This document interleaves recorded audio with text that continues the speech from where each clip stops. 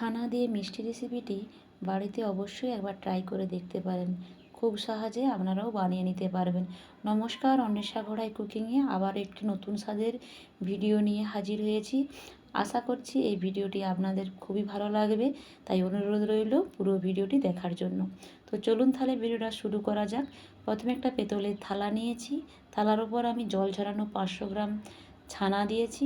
ছানা দিয়ে হাত দিয়ে এইভাবে ছানাটাকে ভেঙে বেশ সুন্দর করে দুলে নিয়েছি। তারপর এইভাবে ছানাটাকে হাত দিয়ে ভালো করে দুলে নেব বেশ কিছুক্ষণ, প্রায় 5-7 মিনিটের মতো, যতক্ষণ না ছানাটা মসৃণ হয়। তাহলে মসৃণ হলে ছানা মিষ্টিটাও সুন্দর মসৃণ হবে। তো এইভাবে বেশ কিছুক্ষণ ছানাটাকে হাত দিয়ে দুলে নিচ্ছি। দেখুন কত সুন্দর নরম হয়ে গেছে দলার পর।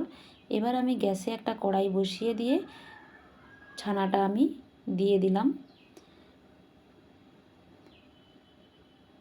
এরপর আমি 4 থেকে 5 চামচ চিনি দিলাম। আপনারা চাইলে কম বেশি দিতেই পারেন, কারণ কালাকাঁদ মিষ্টি হালকা মিষ্টি, খুব বেশি মিষ্টি না দিলেও চলবে। তো আপনাদের পছন্দ মতো আপনারা কম বেশি দিতেই পারেন। এইবারে আমি 10 টাকা দামি 1 প্যাকেট গুঁড়ো দুধ দিয়ে দেবো। এটা আপনারা চাইলে দিতেও পারেন, নাও পারেন।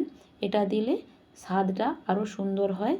তো এইভাবে আমি বেশ কিছুক্ষণ জল শুকনো হওয়া পর্যন্ত আমি নাড়াচাড়া করব। তো আমার পেজে যদি নতুন বন্ধু হয়ে থাকে অবশ্যই আমার চ্যানেলটিকে সাবস্ক্রাইব করে আমার পাশে থাকার অনুরোধ রইল। আমি হামাদিস্তাতে 3টে এলাচ থেতো করে দিয়ে দিয়েছি। দেখুন কতটা ঝরঝরে হয়েছে আগের থেকে। এবার আমি নামিয়ে নেব।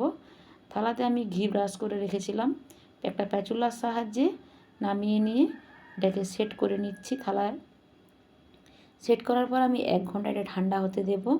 1 ঘন্টা পরে ফিরে এসেছি। দেখুন আপনাদেরকে কেটে দেখাচ্ছি কত সুন্দর পারফেক্ট এবং স্বাদেও সুন্দর হয়েছে মিষ্টিটা। তো দেখুন কত সুন্দর পারফেক্ট হয়েছে, আপনাদেরকে কেটে দেখাচ্ছি।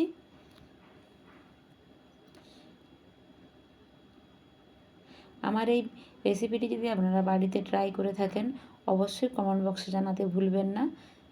দেখুন কত সুন্দর পারফেক্ট হয়েছে একদম। আপনারা চাইলে আপনাদের পছন্দ মতো শেপে কাটতেই পারেন।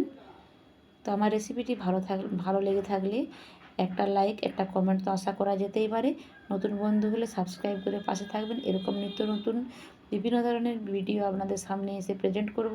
তো সবাই ভালো থাকুন, সুস্থ থাকুন। দেখা হবে নতুন স্বাদের ভিডিওতে।